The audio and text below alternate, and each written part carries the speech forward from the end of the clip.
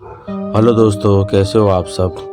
दोस्तों, आज इस वीडियो में एक और हम प्रेरणादायक कहानी आपको सुनाने जा रहे हैं जो स्वामी विवेकानंद के जीवन से प्रेरित है। उनके जीवन में एक सच्ची घटना जो घटी है, उस सच्ची घटना पे आधारित ये कहानी है जिसका शीर्षक है घमंड कभी नहीं करना चाहिए।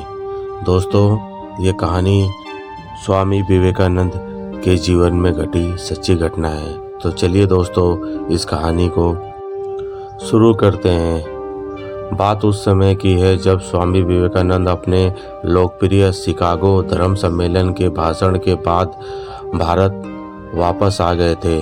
अब उनकी चर्चा विश्व के हर देश में हो रही थी। सब लोग उन्हें जानने लगे थे। स्वामी जी भारत वापस आकर अपने स्वभाव अनुरूप भ्रमण कर रहे थे। इस समय वे हिमालय और उसके आसपास के क्षेत्र में थे। एक दिन वो घूमते घूमते एक नदी के किनारे आ गए।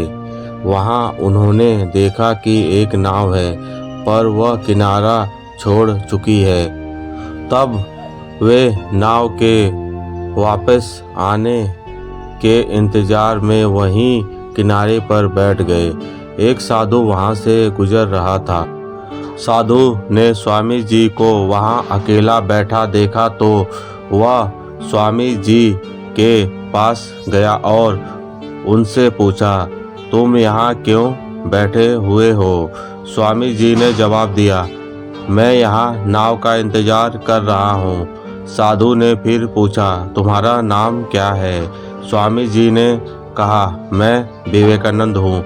साधु ने स्वामी जी का मजाक उड़ाते हुए उनसे कहा, अच्छा तो तुम वो विख्यात विवेकानंद हो जिसको लगता है कि विदेश में जाकर भाषण देने से तुम बहुत बड़े महात्मा साधु बन सकते हो। स्वामी जी ने साधु को कोई जवाब नहीं दिया।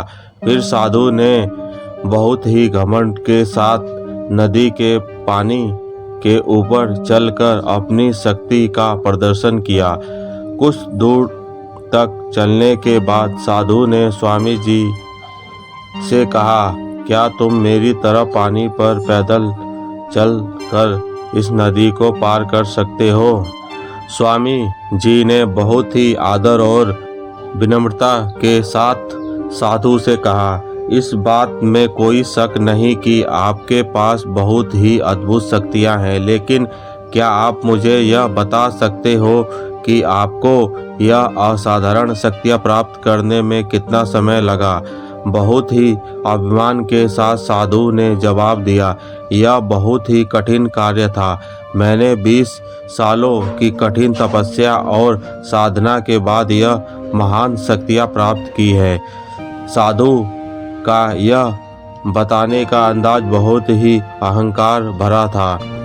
यह देखकर स्वामी जी बहुत ही शांत स्वभाव में बोले, आपने अपनी जिंदगी के 20 साल ऐसी विद्या को सीखने में बर्बाद कर दिए जो काम एक नाव 5 मिनट में कर सकती है। आप ये 20 साल निर्धन बेसहारा गरीबों की सेवा में लगा सकते थे, या आपने ज्ञान और शक्ति का प्रयोग देश और देशवासियों की प्रगति में लगा सकते थे, परंतु आपने अपने 20 साल सिर्फ 5 मिनट बचाने के लिए व्यर्थ कर दिया। ये कोई बुद्धिमानी नहीं है। साधु सिर झुकाकर खड़े रह गए और स्वामी जी नाव में बैठकर नदी के दूसरे किनारे चले गए। दोस्तों, कहानी से सीख। इस प्रकार इस कहानी ने हमें बताया कि ज्ञान और शक्ति का सही प्रयोग आवश्यक है। किसी शक्ति को प्राप्त करने के यदि हम उस पर घमंड करते हैं तो यह मूर्खता है। शक्ति का सही जगह पर सही इस्तेमाल करना ही वास्तविकता में बुद्धिमानी है। दोस्तों, ये कहानी आपको कैसी लगी मुझे कमेंट बॉक्स में कमेंट करके बताएं, और वीडियो अगर पसंद आए तो उसे लाइक और शेयर करें, चैनल को सब्सक्राइब करें। मेरी बातें और ये वीडियो देखने के लिए आपका बहुत बहुत धन्यवाद।